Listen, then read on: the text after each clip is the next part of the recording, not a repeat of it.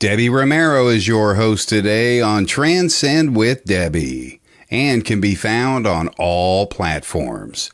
She's a renowned international evidential psychic medium, Reiki master, Munike certified, and empowerment teacher who is holding space to bring awareness with other like-minded souls as we raise the vibration collectively for humanity with awareness, inspiration, love, compassion, and healing.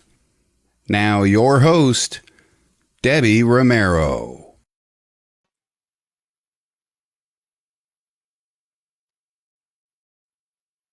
Hey, good morning, good afternoon, and good evening, wherever you are in the world. I have next to me my friend, Mr. Phil Shaw, in the house. Thank you, Phil, for being here. Good evening, Debbie. It is an honor. Yeah, it truly is an honor. We finally were able to meet together and honor a spirit and community. I know you were going to be my January 1st kickoff, and Spirit's like, no, girl, we're going to bring them in June, and we're going to get that middle buzz going. And so Yeah, I love, finally did it. yeah, I love how it all is coming together. And right now we are on a new page, Phil. This is like so cool. We are now on Find Me a Medium. Isn't that awesome? Like, that's very cool. I know. So yes, Miss Jenkins, we got a lot of hellos already here. Michelle, Jennifer McCormick, Mike Egan. Hey, got lots of hellos already popping in hot. So we want to say thank you to Derek Akora's page. I am a guest medium host with them every Wednesday at 7 p.m. Things Network, 11 a.m. PD time. Sacred Spiral, I am also a host on their page. And now Find Me a Medium. And of course, we're running live on multiple pages. Different links will be placed in the comments. For those that are following, give my guy Phil a follow and all our pages a follow. We want to say thank you to Sacred Spiral, Kelly Brickle, who is a producer who has allowed us to unite together. And right, like there's like 10 pages going strong right now. And without her behind the scenes, none of this would be possible. Veronica doing her hard work, Jeremy York, happy birthday, Jeremy York and Things Network. And on top of that, you know, we got Samantha doing the work for Derek Akora's page. We're running hot with all the people behind the scenes. And because of them, this is why we are able to do what we do. So thank you, first and foremost. With that being said, Bill, I know a lot of people are wondering, who is Mr. Shaw? Would you mind just letting the world know a little bit about who you are and what you love to do? Yeah, good, Debbie. Thank you very, very much. Well, speaking for myself, it's been a very, very amazing journey since I moved into the world of spiritualism, mediumship, and psychic development in my late 20s. And since then, the world has really kind of opened up to the work that I'm doing. I've been incredibly lucky in as much as I've been mentored by some great mediums, including Gordon Higginson, Ursula Roberts at the Arthur Findlay College, and the wonderful, distinguished Mrs. Ivy Northridge at the College of Psychic Studies in London. So it's been a very colourful journey. It's been very unpredictable. It's been very full of the most unexpected surprises and revelations, really, because I had no idea what to expect when I moved into the world of mediumship and spiritualism. And suddenly, as I said before, the whole kind of world, my whole world, changed literally overnight. And I suddenly realized that I had a gift which I wasn't really terribly aware of before. And suddenly it just kind of happened. And I started seeing and hearing and sensing people's auras, reading people's auras. And I was needing some help, obviously, because when you leave that kind of work unchecked, it can have quite devastating consequences. So I was very mindful of the fact that I needed to be taken in hand by very experienced teachers and mentors and coached in the very best possible way. Right. And that happened for me in, again, very unexpected ways, but in ways which truly benefited my development and progress in spiritualism. What a beautiful unfoldment.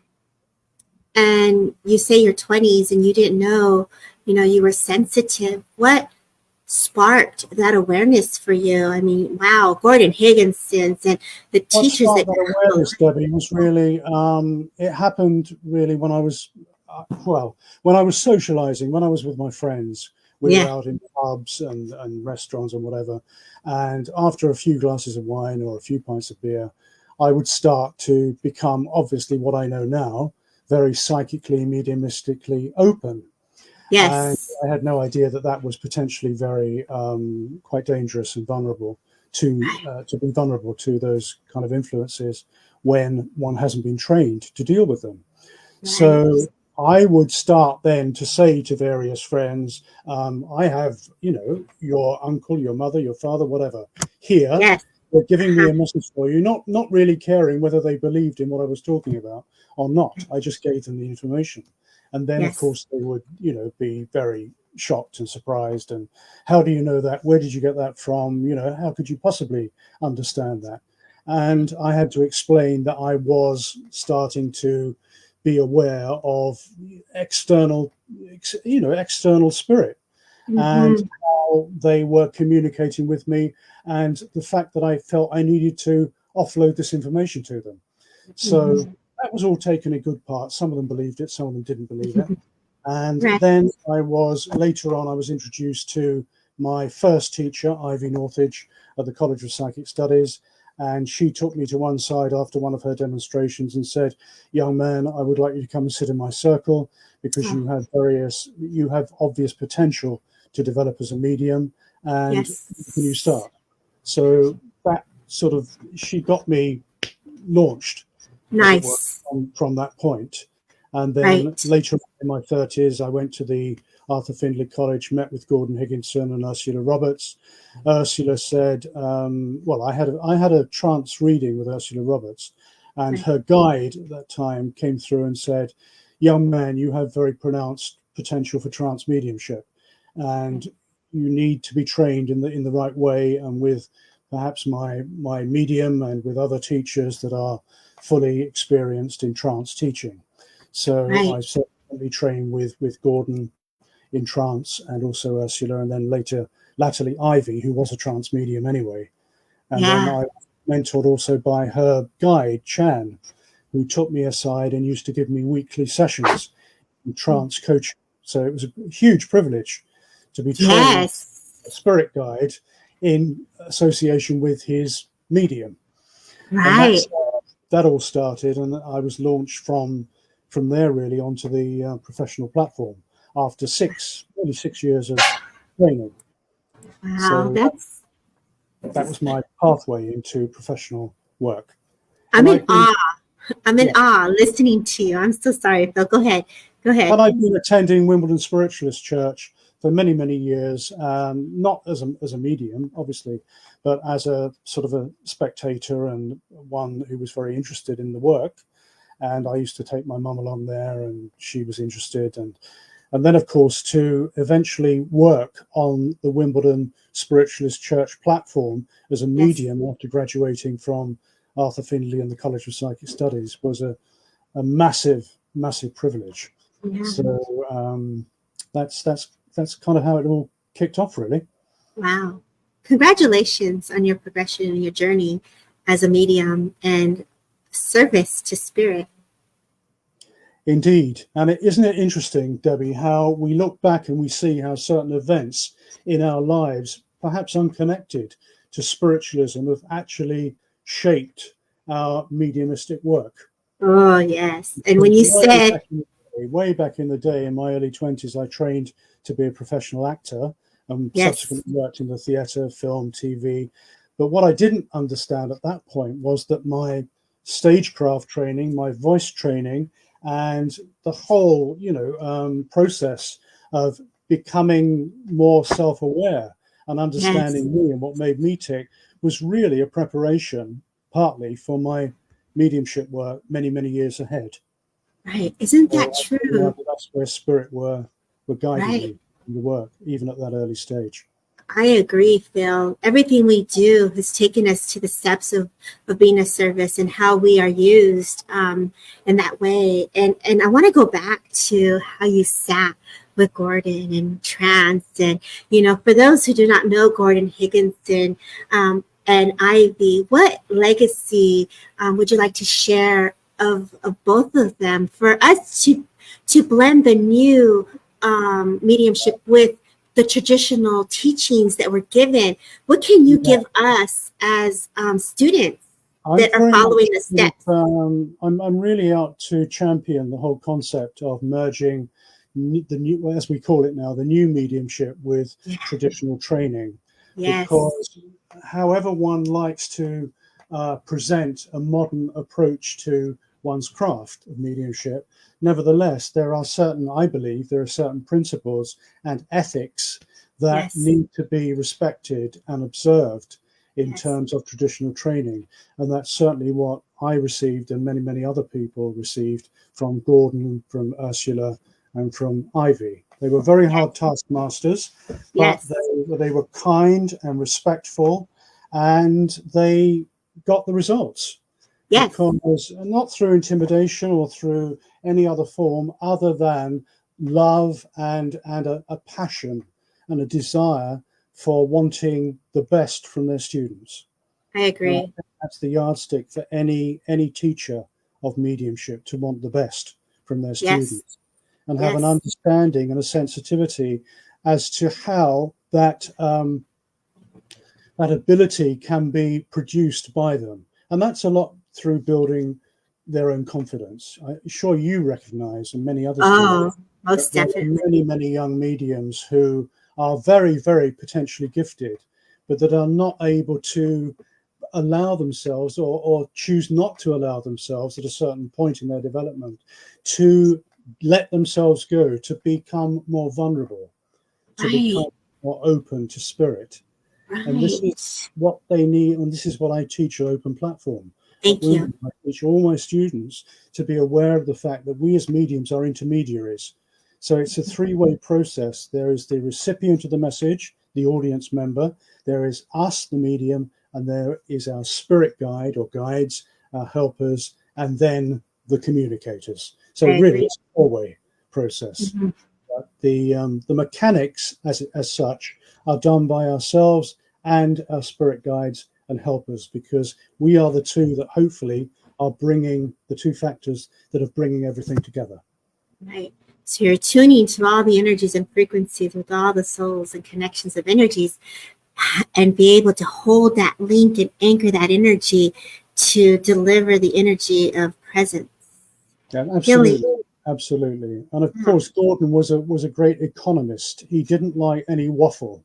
So if you try to embellish a message or use jargon that he thought was superfluous to the actual demonstration, he would come down on you for that and say, we don't want, I feel, we don't want, I think that, we don't want, give us clear fact. So I have your father, he's 5'10" or medium height. He smoked a pipe. He had a moustache.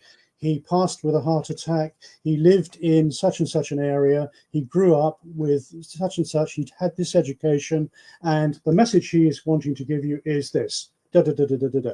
Finish. Yes. Yes. So it was that clear cut.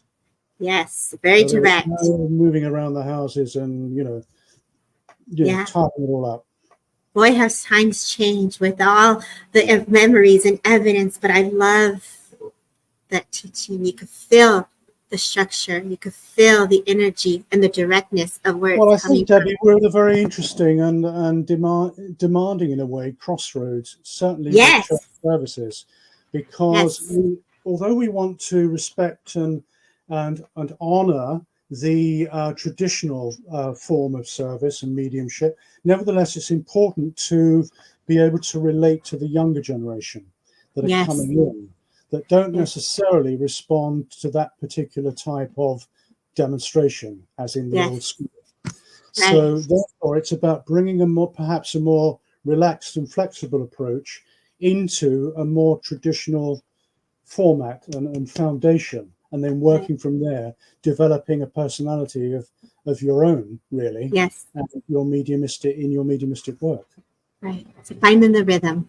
finding the rhythm of the flow of the energy. I was just teaching my students this weekend, so I love how this is coming up to the surface. So those that are listening, you have an idea of what a reading can stem, the foundation of a great reading and how it could unfold. And then you're giving the message and sharing the evidence and the story of the The spirit. narrative. The narrative is so important, Yes. Yeah. really. And, So much beauty. I find it quite annoying when I see professional mediums working and they say, I have a gentleman, he comes in as your grandfather or your uncle, he's medium height with dark hair, and this is the message. And they jump straight from that. So they miss out evidential mediumship and jump straight to a message. Yeah. You see, and now my roots, my sort of legacy from Ivy and Gordon is to tell the story of the communicator, to be able to give sufficient evidence for the recipient to be able to say that is 100% without any shadow of a doubt my husband, my brother, my mother, whatever. Right. And then you've done that, you've cleared that out of the way, and then you can move to the message. Absolutely love that, Bill. As you have progressed in your journey and you've seen the changes of how the work has flourished, what would you like to add to sparkle of healing or of inspiration to those that are listening right now for your legacy, and what you would like to have us hold on to and open up based on what you feel can continue on your behalf? What would you like us to know? I think that from what you've said, Debbie, I think that the essence of not only good mediumship, but the essence of inspiring those with whom we work, those we teach, those we demonstrate to, is really about the furtherance of the love and the passion that we have for this craft. Yes. And I call it a craft because, yes, like acting, I had to learn my craft. Like in mediumship, I had to learn my craft. So it's about conveying that the beauty of not only the preparation of the craft and then the demonstrating of the craft, but also imbuing one's mediumship and one's speaking and oratory with love and with that ability to connect. And there's a very specific, as you know, there's a very specific technique vocally and mentally to connecting with an audience. Yeah. You know, it's one thing to be able to stand on a platform and just deliver information without making a connection at all with the audience, just a mouthpiece. And the other way is to actually survey all the people in the church or the people that you're addressing and to bring them into your field of consciousness, quite consciously, to bring them in so that they feel part of the process. They feel part of that love which is being transmitted from the spirit through the medium into the place of celebrating mediumship. And celebrating the story of the impressions that were left within our hearts of those that we love. Absolutely. To feel into the essence of someone and the love that they embody, that is a gift that we're filling into, and the energies of a living, a soul that was living, that it continues to live on. We're filling into their existence. Yes, there is a sacredness. We must remember that we are also healers, not in any big-headed or egotistical sense, but as mediums, we are healers. We are working on a healing vibration when we are giving evidential mediumship and giving messages.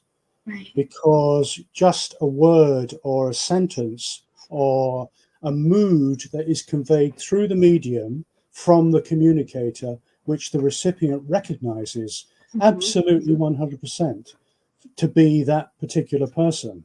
Right. That in itself can bring a healing, can bring a renewal, can bring a regeneration and a reconstitution of that. I agree. Person. Thank you, it's a massive responsibility.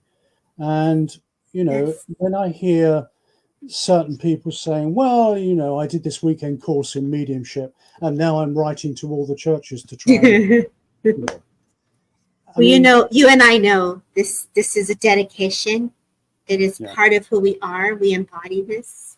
For you and I know you live spirit led. You're led by the spirit. You work with spirit. You embody it. And every day that you wake up, there is a connection, and you know that. And it's so important to live it every day. Apart from our demonstrations and our readings, it's so important that we live it personally, and that we live the tenets of spiritualism and spirituality. I agree. I feel like we are a tiny little cog in a massive universal cosmological wheel. Says my astrology guy. Tell us more about that. I love it. We're all those booming stars and the planets within us. Like, we embody that same essence. It's like, let's blow up and shine. I got drawn into astrology after I sort of started learning about spiritualism and mediumship, and I just took to it like a duck out of water, really. And I realized later on that there are so many correlations between astrology and spirituality, because astrology, or if you choose to study a particular branch of astrology, as in spiritual astrology or esoteric astrology, then you become a lot more aware of your own spirituality, which of course in turn informs your mediumship and your psychic ability through the knowledge that you've gained from astrology. And of course, all planetary motion and planets themselves and the signs, the astrological signs and houses, they all have a deeper spiritual, esoteric significance. So the two dovetail perfectly together. And I think as spiritualists, and I'm sure you'd agree with me here, Debbie, that we really benefit from embracing many forms of philosophical understanding, philosophical teaching. I don't like to think that we or myself, that I just define myself from traditional spiritualism. I'm informed by many, many different types of spirituality, which I kind of put into the blender with my spiritualism. And then that advances my knowledge spiritually, but also takes with it that those roots of my understanding, which are very much within the spiritualistic tradition. I agree. What stands out to me is how you spoke about you as an actor, going in, learning yourself, understanding how the work that you've taken as time has passed has molded you to who you are today. And what keeps spirit is having me have my awareness with your whole story shared, Phil. Yes. The discovery within of self. Discovering of self. Discovering yourself. As you know, that can be a very painful process. It is. You know, through a 3-year drama school training, a lot of actors don't really start to discover themselves until the end of the 2nd year, beginning of the 3rd year. So, because we're frightened, we're vulnerable. We don't want necessarily, unless we have massive egos, but we don't want to expose ourselves on that emotional level. It takes a long time and a lot of nurturing and a lot of trust in our teachers to reach that point. And it's the same with mediumship. Right. I was going to say that. Yeah. Yes. Well, you know, you say you're understanding the philosophy, you're bringing understanding to the roots. It's all still connected within. All the words that you spoke of today is also within. So you're reminding us to understand thyself, understand how the philosophy is igniting within us and how it resonates. And then it's almost like it just blows up from there to just bring a huge awareness of consciousness to an awakening on another. I could feel like another level, and it's just you're giving me that opportunity. The journey never ends, does it? The journey just continues. Right. So let's say some hellos. Thank you for sharing your love, your wisdom, and your inspiration, because you had me in awe. I'm like, taking it all in, Phil. So thank you. Can you see the hellos in the comments, Phil? I can see the comments. Yes, I can see Jamie coming on. Good evening, Jamie. I don't know where you are, but maybe it's morning, afternoon. Yeah, Helen. Say hello and where you're from. That way we know. We can say morning, afternoon, or evening. Yeah, Jennifer McCormick. Hey, girl. Hello, Jennifer. And Katrina Callan, thank you very much for joining us, Katrina. Lovely to see you. And Helen Smith. Hello. Oh, hi, Helen. I want to keep saying good evening because it's evening in London. Well, they are in London, so Essex, yeah, Lakeshire, yes, Texas. Autumn Shimp. Now there's an interesting name from Texas. Yes. Hello, great to see you. Stacia. I recognize Stacia from our Wimbledon church. Yes. Hi, Stacia. And lovely Barbara from California. Yes. Hi, Barbara. Good to see you. And medium Jennifer Rose. Hi, Jennifer. Great. Hi, great to see you. So, Phil, are you ready to do some readings? What should say? Are we ready to open it up? No, I'm finished now. I'm going home now. Going for a cup of tea. I'll get my tea. Cool. I'll get my water ready. I'm ready to work with my guy here. We're going to do some readings. Let's pop in the spirit. So I thought what we do, or what I do, Deb, if it's okay with you, I can do some evidential mediumship. I can do an auric or a psychic reading, and I can do a tarot card, just one tarot card from you flow, and I watch, and I will have your back. I'll come right after you, and then you go again. Whatever you feel guided, you go ahead and do your thing, Mr. Phil. Okay. I just received a message this afternoon, as I often do before a demonstration. And I'm going to give out this information because hopefully it's going to be relevant to one of your viewers. And this communicator was an elderly gentleman, shows himself mid-70s. He's about average height. He had very neatly parted hair, quite thinning and quite sort of grey, but still some dark in his hair towards the end of his physical life. He was taking me into his garden and showing me rhododendrons and peonies.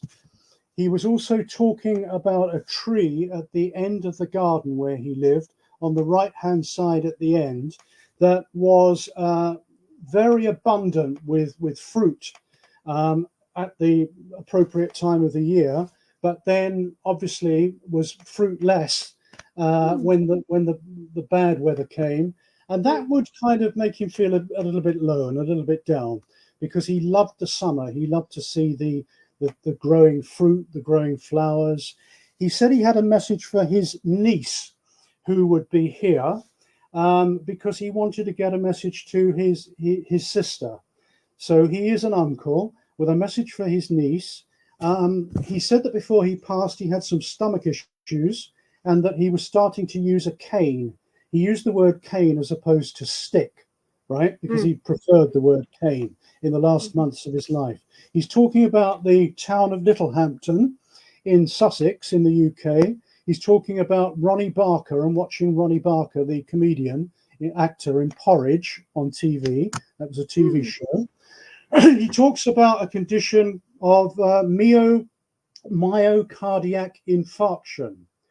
He also says that where he lived in his little bungalow, there was something wrong with the doorbell and you had to keep on pressing it to make it work. He also talked of Heather. He refers to himself when younger as quite a rebel. He said, I didn't want to ever fall in line. He speaks also of a 3rd Battalion. He seems to have had a few friends in the military. He talks about a man called Roy in spirit now. And he also shows me, and this is coming through to the message for this particular recipient, he shows me a compass and says that the message for his niece is that she's navigating a difficult situation which is becoming clearer in her mind, but that she's still uncertain as to whether to pursue this particular direction. And her uncle is encouraging her to follow her instinct. And because she now has most of her ducks in a row, metaphorically speaking, she's only hesitant because this is very much a new type of venture for her. And therefore, she's very, very hesitant. So that was the message that he gave me. That was the information that he gave me. And I'm wondering if we have the niece or anybody online that is able to take any or all of that. Such detailed, Helen. I agree. Oh my gosh. I have to sit back and say, I can take some of that. Who can take some of that? Come on, y'all. we'll leave that there because people do come in and out. So with We'll hopes leave that that there for a moment. Yeah. Okay. yeah, and if someone pops in, we will definitely get the validation. I'd just like to go quickly to a good evening, Linda McClelland. It's nice to see you here. And Linda, I'd like to come to you, please, with a spirit communicator who claims to be your grandmother, your mother's mother in spirit, because she's talking to me about the abundance of flowers that were at her celebration of life event. And she talks about the times that she spent growing up in quite rural surroundings when it was a privilege to be able to be part of the natural environment, to be part of nature, and to be very much aware of those elements that a lot of us take for granted, the air, the earth, the water, the fire, all these basic elements of life. And she talks about you and how you have been becoming more interested in what makes not only you tick as a person, but also why you are being attracted into areas of investigation, as she puts it, that you wouldn't normally be attracted to. But over the last year to 18 months, you felt this need to go down a particular pathway, which is somehow opening up doors, not fully, but partly, that you are now wanting to open, go in and explore. So I hope this is relevant for your current situation, Linda. And if you could give me some feedback on that, that would be very much appreciated. But your grandmother here is telling me how she loved music, how she loved to be around people that were musical or that were singing, and how she herself, although she wasn't a professional singer, she nevertheless loved to express herself through song. She loved to walk around and to be able to sing and be able to hear music and connect to her own spirituality through the medium of music. So if you could let me know. Yes, Linda's saying, definitely I'm seeing lots of signs. Thank you for that, Linda. And yes, it's really coming back to what I told you about the doors being partially opened and spirit offering you the opportunity to go and open those doors for yourself. They're not going to be automatically opened. It needs that part of you which is curious and which feels impressed by the spirit to go and open those particular doors. So it's about following your initiative in this respect. And if you can let me know, and also let me know about your grandmother and whether how I was describing her is relevant to the situation. So if you could let me know that, Linda, that would be much appreciated. Thank you. So, do you want to come in here, Debbie, while we're... Sure. Okay, so she says my mom sometimes. You never knew your grandparents. Right, Linda. Okay. Because she says that, your grandmother says that there was a time in the family, I want to go back now about 5 or 6 years, when your own mother, she felt very, very low and very despondent about a situation in the family that didn't seem to be improving or picking up in any way. And she was trying herself to invest her time, her energy, her commitment to family values to be able to bring this, to bring more cohesiveness into the family group, into the family circle. And this is what your grandmother was really wanting to say to you, apart from the opportunities that are being presented to you as well. So and would she understand that, Linda? Let's see if she understands that, Bill. Let's see, where are you at, Linda, girl? Oh, good to hear about my grandmother.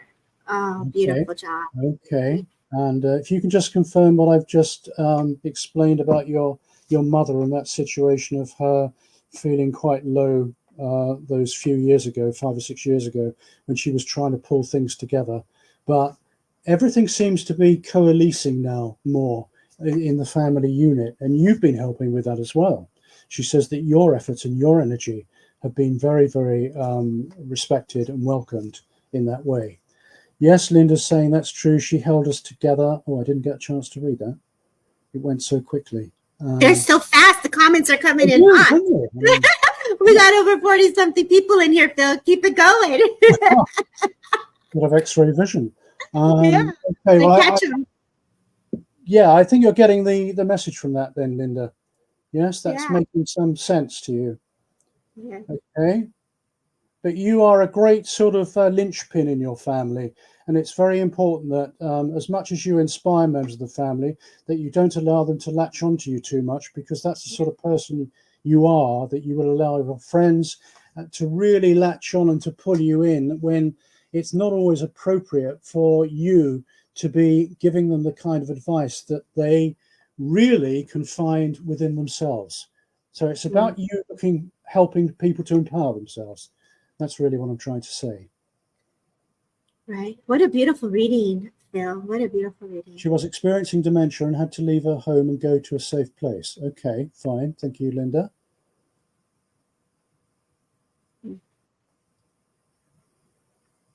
Right. There's very much, Linda, this sense of your mother being a big kind of force within the family and not just to her immediate children. Spot on. Right, within the family, bringing people together and making sure everything is well balanced, and that, you know, not with a rod of iron, but just with a gentle presence and an ability to bring that cohesion into the family. So that's really your message, Linda. Thanks for working with me. Beautiful job, Phil. Let me see where I'm going to go here. A lot of people coming in and out. So let's say some hellos and let us know where you're from. Brilliant reading, amazing healing in such detail. God, let's bring in some more spirit to see where I'm going. Everyone, let me know who's here so I can see where I'm guided to go. I feel like I would like to go with Carol McDowell. Carol McDowell. And feel free to jump in anytime, Phil. But you know, Carol, for me here, I do feel like my arms are hurting. I feel Spirit is acknowledging the energy within yourself, you know, how it is to lift and how your body is just trying to get forward. And I feel this gentleman that steps forward, and he was coming in and out as Phil was talking. And as I connect to him, thank you, Carol. And as I connect to his essence and to his energy, I know I'm clearing my throat.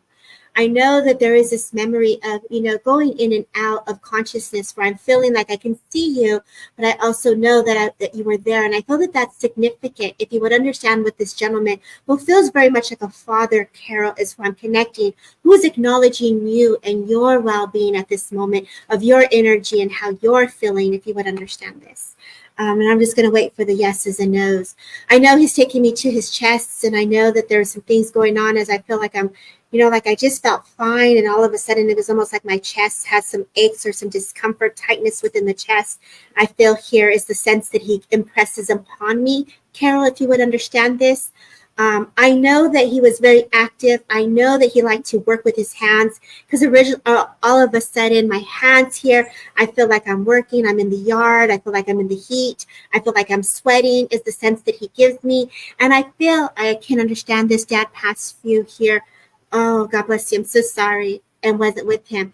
And so I know that as this energy steps forward, I feel like I'm just outside and in the heat. I'm trying to stay hydrated. And I feel like I'm just trying to gather my steppings with him, which makes me feel like I would have had some walking issues with the way that he's impressed. And, you know, there's this feeling of being at the doctors, going to the doctors, and it was just very overwhelming is the feeling that he gives me here. And this is a way that he did not want to live, is the sense that he gives. I feel like I want to be reminded of dancing and free-spirited. I feel like I would have had a great suit, a black and white suit, and I would be dancing, and I just would love to have fun. And I feel like I was this, yes, he worked outside and had bad hips, were walking, yes. And I feel like as he brings this forward, I just feel like I want to be reminded of the Joker, of the laughter, of the fun. And like, I feel like I'm at a celebration or a party that either took place in May, because I feel like I'm celebrating, I'm dancing with you, and I'm very present with you in May.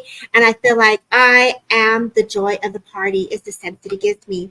I know that the month of November and December were very challenging months, as he makes me feel the energy just take a little drop there. And I feel like just wanting to have the family close and wanting to be under the tree and, you know, just being there, giving the gifts. And I feel like the presence of his essence is also there. I feel there's a dog, a golden retriever that steps forward. That's either in a picture where he was sitting on the side of the couch. They make me feel this couch had greenery and pink roses. So I know that there is definitely this sense of that. Yes, my grandson's party. Yes, December and November. And he was very much celebrating with you. And as I feel into his energy here, it's like the holidays, Christmas, right? Like opening up the presents. Like, wasn't this the best? And I just feel this smile across your face when you got a gift. And I feel like when I look at this, either this is like jewelry, rings, and I just want to give this jewelry to you. As I say this now, a woman steps forward who makes me feel like I want to feel in her essence as a mother. And as I feel into her essence, she shows me the diamond, or she shows me the ring. And I feel that this brings you joy. So I know that you either have jewelry of hers, and I have to say this brings you enlightenment and joy is the feeling that she gives me. I know that when I feel into her energy as well, I feel like I'm also getting tired towards my end of my journey as my knees start to hurt and I'm sitting in a wheelchair, and I feel either a form of dementia or a form of memory care and this loss of where am I today. And I feel that you are very much part of I'm so sorry, Carol, on all of this that you've gone through, but she's just making me feel like you were part of her care, and she looks up at you, and you were such a strong supporter of her. As I feel into her essence, she really did rely on you. As I looked at your picture for a quick glance, I know that you also had a resemblance of a strong resemblance of her. And I know that you have a doily that is on your dresser top, because she shows me the handcrafted type of doily that was long. And I feel like you have her belongings there. And I feel like her notes are, I feel like as I cough this energy out, I feel like this is her with the cough, but it was a dry cough. And I feel like you had to take notes for her appointment. And she just shows me, you're just like, oh my gosh, I have so many things to do. Your mom also didn't want to be that burden on you, but yet she was grateful for the care that was given. Reminds me of me taking care of my mom and how I had to take that big old wheelchair and put it in the car, and she just looked at you like reminding you of how strong you are. Those wheelchairs are, no, this is your sister. Okay, so she's showing me how strong you are. And I feel like when I first feel mother, and when you go into sister, I'm going to bring a different essence here of some form of Cancer. So I had two different souls that I'm connecting to. So as you shifted that, Carol, I would say I have father, I'm acknowledging mother, and now I'm going to go into the essence of your sister, because the energy just shifted for me here. Would you be able to understand the illness with the Cancer? She was like my mom and had to write everything down, and she was passing, stayed with her until the end. Yes. And so with this being said, I have your mom, and I loved how Phil talked about how we're working with the essence of spirit, you and us, all blending together for their love to be shared together right now for you. As she places in your hand, whether this was her jewelry or a brooch or a pin, whether this was a symbol pin of Cancer or something here symbolic to her illness, I felt that she was giving you this memory of how you were by her side, but also symbolically, I see the butterfly. So you know that the monarch butterfly, which is the orange and the black with the spot, the specks, is a way that you remembered her. So she says, and she leaves in, you see, we're just that thought away. You see, you can see me. You see, you can hear me. Your TV gets a little bit of a snowflake of the paranormal feeling of the vibrations of the changes of the TV. You looked at your phone and you see the 444s. Cancer, as my brother is getting an end of life, as I said he would away days ago. I understand butterflies. Wow, Carol. So they're really all stepping forward for you right now in acknowledgement of what you're going through. And they are holding you in this container of love. So I say thank you for just allowing me and Phil to hold space and spirit for you at this moment. The message for stepping forward is to say, you got this, girl. You're strong, just like you lifted that wheelchair. over, just the way you were there holding her hand or taking care of your mom and being there for your father with those thoughts. Keep them in the frequency of pure love. So I leave you with their love. I thank you so kindly, Carol, for letting us hold space. God bless. And I'll pass it back to my friend Phil here. Yeah, I just wanted to add a quick rider to what you were talking about with Carol, and to say that at last, Carol, for you, and this is coming from your father, everything from your past and your childhood is starting to come together for you. It's starting to make more sense, your early childhood years.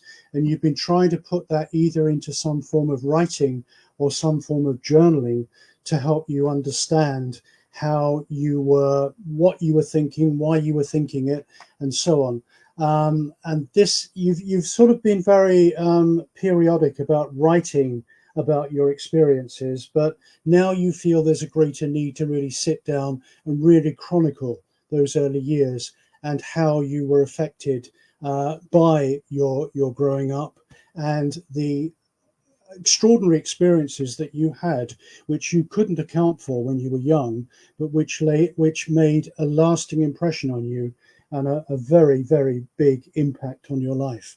So that's what your father just wanted to add as a rider. You're saying you started journaling again. Yes, good. And he just wanted to get that in. But that's really what I wanted to add there, Debbie. About Beautiful. That was not just that was awesome, Bill. That was a beautiful, healing, loving message for her. So, Carol, thank you for receiving the love. And I'll let you pick the next person, Bill. All right. Let's do another. Has recognized any of the information I gave out first of all about the gentleman in the garden. Let's repeat that. Let's go back and read that again with the garden. Yeah. It's an elderly gent, mid-70s before he passed. He had a passion for gardening, particularly was showing me rhododendrons, peonies, talks of being very fussy in his lifestyle, particularly when it came to the latter part of his life. And he had this quip about cough mixture. He had to have a specific type of cough mixture. You know, the off-the-shelf brands wouldn't do it. It had to be very specific for him. He had very neatly parted hair. He had a tree at the end of his garden on the right-hand side, which he was very, very fond of. He had stomach issues, and also he mentioned myocardiac infarction as a medical condition at some point in his life. He says that everybody had to keep pressing the doorbell on his house or on his bungalow because it wouldn't work properly, and he laughed about that. He spoke also about Heather. He refers to himself when he was younger as quite a rebel. He didn't fall in line. He was quite unconventional. He seems to have had quite a few friends in the military. He spoke of Roy, and he said where he lived was a very windy place. There was always sort of wind around his property and down. He talked about Littlehampton in Sussex. So whether he lived there or whether he just visited, he didn't say, but that was very specific. And he wants to give this message to his niece to convey to his sister. All right, because apparently niece or even a friend of the niece is here tonight in the audience. So if anybody can take that, he's talking about his niece having encouraging her to follow her instinct in a situation where she has most of her ducks lined up in a row, but she's hesitant in moving forward because this is very much a new venture for her, and therefore she's very unsure and very uneasy. But he wants her to know that this is the green light. This is the time to move forward. So let's see if anyone could understand that. I'd like to really place this gentleman because he's quite insistent about getting this message through. So if anybody has a friend who has this uncle, or you recognize the uncle of this friend, please speak about this. Thank you. Now, while we're waiting for that, I'd like to come to, if she's still here, Noreen Hill, who I believe is located in the Wirral. Because as your name came up, Noreen, I was very drawn to your energy. So if we could see if Noreen's still here, please.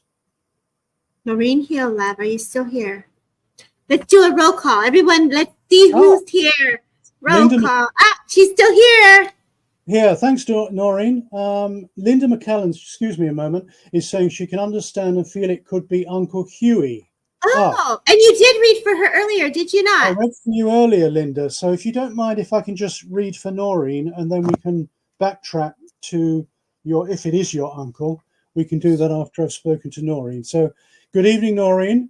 And yes, I'd just like to say to you, Noreen, that you spent many, many years trying to overcome this lack of confidence and this ability to be able to walk into a room and feel easy with the people if you don't really know them or if they're strangers. But even sometimes with people you know, you feel sometimes that you're not ready or able to offer words that you feel people need to hear from you. And that's something that your spirit friends, your spirit guide, is saying very clearly to me. And he's trying to bolster your confidence, give you more acceptance of your own self-worth, because he says you have contributed over the years to many different societies or groups that have respected your contribution and that have made you feel very much a part of their surroundings. But nevertheless, you always, however welcome you're made, you always feel a little bit like a square peg in a round hole, as though you don't fit. And this is what your guide is telling me. They, as in spirit, are helping you to overcome, to give yourself credit where credit is due, to give yourself a pat on the back for all the good work that you've done, and to recognize the fact that now you're at a point in your life where it's time to pull all the threads together and to start investing your energy, your commitment, your newfound confidence in what Noreen does best. And that is really working with people, inspiring people, and being very much a strong, solid foundation for those that need the help and the advice. So that's my message for you, Noreen. Good. I'm pleased you're saying that's right. So Wow, that thank you very makes much. And wow, makes total sense. That's good again. Mhm. So I hope you can accept your spirit guide. Your spirit guide says that you have been aware of his presence, but not on a regular basis, that he just sort of pops up every now and then, and you suddenly sense or think you hear a voice or feel his presence, but you're not too sure. And he said you needed it confirmed to you, and that's why he's telling me to give you that message. All right. So I think that's just about. And your mother is in spirit, if I'm not very much mistaken, Noreen. Your mother is in spirit, because I have a lady who would have been quite retiring in life and standing back rather than moving forward, a little bit like yourself. She was a great observer, an observer of people and their habits and their characteristics. And she used to store all this information in her mind. And I don't know whether she tried her hand at writing at some point, or writing fiction or stories, but she wanted to bring all this knowledge that she had about people into some form of storytelling, not for it to be published on a national level, but just so that she could become immersed in this whole process of this storytelling, the fictional storytelling. Right. I had just put it out there and you answered, yes, mum is in spirit. Yes. So if you can accept that information about what your mum was doing in terms of words, she loved to play around with words and language. She was fascinated by language and other cultures, and bringing this all into her imagination and trying to put it into some form of storytelling and narrative. Okay, Noreen, I hope that has given you some validation for yourself, and also for the fact that your mum is very much around you. And she's just laughing because she says that you don't seem to normally eat beetroot, but about a week ago you had some beetroot. It was either given to you or it was in a jar in your kitchen, and you decided that you would try this beetroot, and you were surprised because you actually quite liked it, and it was something that you thought you would never eat and that you didn't like, and you'd never have a taste for it. So that's what she is. That's what she's telling me about the beetroot. So thank you for working with me, Noreen, and God bless you. God bless you, Maureen. That was awesome. Beautiful energy there. Did you want to go back to Linda? Yes, you have her character. She did automatic writing. Thank you, Noreen. That's good confirmation. Thank you. Mm-hmm. Oh, Linda. Yes. Now to come back to Linda. Yes, the first one that you wrote. Thank you, Debbie. But you were in it, Phil. You were in it. I wasn't going to disturb that bliss, of that essence you had. You're very welcome, Noreen. You're very Yeah. welcome. Are you Yeah. enjoying the beetroot? Do tell me if you're enjoying the beetroot. Anyway, Linda, yes. So you thought that might be your Uncle Huey, I believe. Huey. She did say Huey. Yeah. So do you recognize any of the rest of the information that I gave you that he was giving me, Linda? That's important that you can verify that if you can.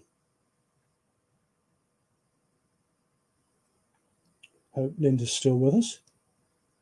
I told her not to go anywhere.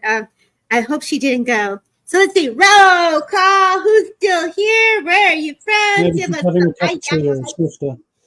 Yeah. I hope she didn't go anywhere. Okay. I still don't like beetroot, but my friend did. I love beetroot. You still don't like beetroot, but there's something about beetroot here.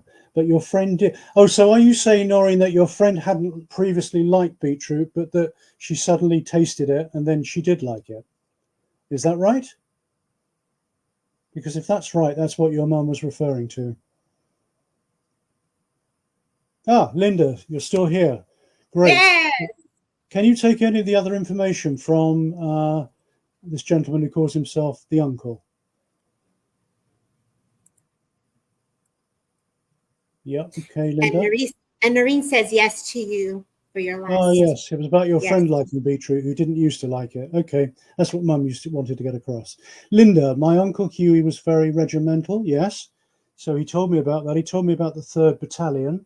He told me about his chums in the military. He spoke of Roy, a friend who's in spirit now with him.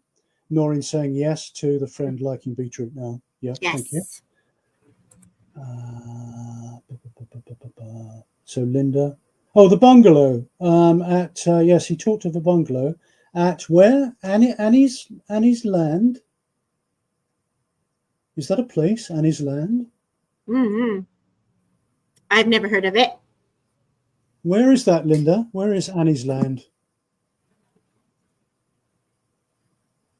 Maybe it's a typo. Maybe. Okay. He talked also about Ronnie Barker, the actor, being in Porridge. That was something he liked to watch on television. He talked about his doorbell that wouldn't work properly and he refused to have it replaced. So people would have to ring it 3 or 4 times to get his attention. He was a bachelor. It's in Glasgow. It's in Glasgow. Okay. He didn't mention Scotland at all to me. He talked about Littlehampton, which is, as you probably know, in Sussex by the sea. Mm-hmm. He talked about Albert, who he's met with in spirit. He talked about rhododendrons and peonies.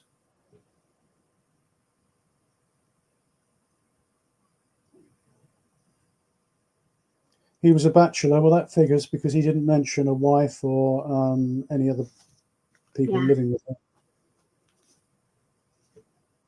So, and then, of course, the main point of the message was to encourage you to follow your instinct because you've now got all your ducks lined up in a row and you're just hesitant because this is the first sort of venture of its kind that you've tried and therefore you're quite reluctant to move ahead in any kind of forceful manner, but that you feel you need to move forward and take action. So you're saying my Auntie Annie, his sister, lived in same bungalow area. Okay, fine.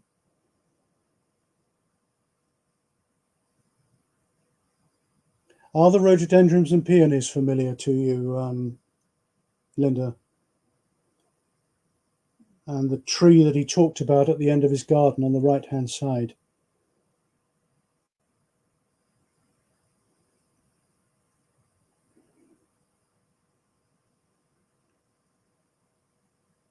We could do a song and a dance while we're waiting, Debbie. Well, I kept seeing him walking to like down the street, having a drink, or like, so I'm watching him. So yeah, this is cool. This is nice. So anyway, Linda, come back with anything that is relevant if you can, and over to you, Debbie. Daughter. So he says my daughter has been using tarot, and I don't remember the tree. Okay, so that makes sense. Your daughter's been using the tarot, right? Is that connected to my information about him saying that you want to move ahead with a particular kind of action or venture, but that you've been hesitant about doing this, even though all your ducks are in a row now and you can go full steam ahead if you choose to? Yeah. I don't know whether that's connected to your daughter doing tarot, but it sounds like something that you've been preparing to do or wanting to do, and you just haven't had that extra bit of courage to move forward and do it. Mm-hmm. Okay. Yes. Yes, I have been hesitant about participating. Mm-hmm. Okay. Right.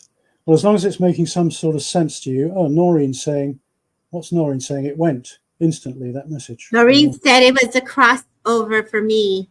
So she understood it too. And the tree significant to me and your dad. And I also had an Auntie Annie in Scotland. Oh my goodness. Oh wow, right. That's cool. That's very cool. So all right, we had a crossover with the rhododendrons and the peony and the tree. So thanks for that, Noreen. And do you also have a venture that you're waiting to start that you haven't had the confidence to do, but that you feel is time to do it? Because this could be just a double message for both of you. Mm-hmm. I was thinking the same.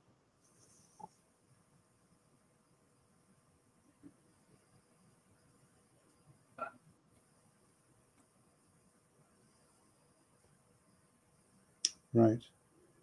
Maybe Debbie, if you want to take over here. Sure, I'll take over. So let's just go to Linda. Linda, she says yes. Noreen says yes. So I feel like as you were talking with Linda, and you read her earlier. Yes, you read her earlier, and this was an additional reading too. So her family obviously was coming in. If I were to fill into Linda, let's go into Linda. Time now, seeking symbols. So if I fill into you, Linda, please let me know. As my awareness comes to your essence, I feel like my chest, I'm heavy on my chest. So I know that you are holding on to a lot of emotions is the sense that I get. I feel you're very visual and you can see a lot of things happening.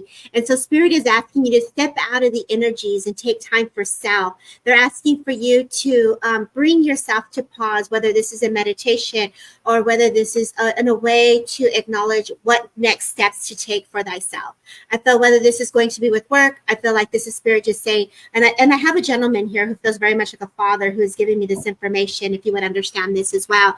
I know that Phil had a connection to your Uncle Huey, but I feel a father that's stepping forward that makes me feel into the essence of the lungs and the breath with him, if you would understand this, Linda, a yes and a no, and I don't know. And I do feel that I'm just bringing the family together. So as you were talking, I did hear the name Amelia. So I don't know if you know an Amelia also, but I did also hear Amelia. And I feel that they're just coming in just to get going to try grounding and meditation. Thank you. And I feel like they're just coming to give you upliftment because they're making me feel the sadness and they're making me feel into even feeling lonely. Like how can I help? But also where can I be involved in as well? So there's like two different things, like you're involved, but also feeling lonely. So this is really interesting how they impress this upon me. So I say to give yourself an opportunity to breathe through the energies. Give yourself an opportunity to let things unfold. You hear Spirit very closely, and they make me feel that you can sense them as well. If you would understand, my dad always helped people to learn like a teacher, You're very good at manifesting is what he's telling me. So when you go in, think about what you really want because your desires will flourish is the sense I get. I do feel like November is a month that's being acknowledged, the number 15, the number 2, and the number 3. I do feel as if I were to look at the, I don't know if there's on the house the number 22, whether this is apartment or a home. They're showing me the number 222, or excuse me, the number 2 and 2. I feel like it's a cream house that I'm looking at. And I feel like I just want to bring family back together. So there's healing around separation with the family, and they're showing me like a reconnection here. I feel like I'm also making phone calls where there either is a number with an 8 and a 4, or an 84 or an 884. So I feel like you either wanted to call him, because this is the impression that they're giving me, like wanting to pick up the phone, wanting to call my father, or just even thinking of who to talk to for help. So when we're having all these outside emotions, this is why they're saying go within, pause, and spirit's got you. So I'll leave you with their love. I say thank you, Linda, for letting me hold space for you. And Noreen, we're just going to leave you with their love. I didn't have anything there to add. I'm going to go in to pick another person to see if we can go in, and then we'll close it up, Phil, with a message. Is that okay? Yeah, I'd like to go to Robert Mace, please. Okay, go. Robert, good evening.